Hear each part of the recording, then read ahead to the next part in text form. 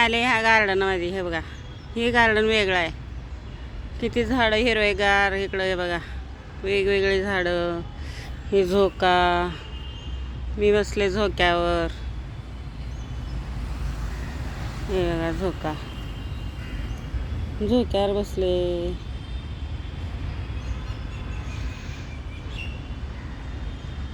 मी आले तिकडून उन्हातनं चालत म्हणून मी म्हणले जरा बसावं सावलीत गार्डनात बसले. येऊन मग झोक्यावर बसले.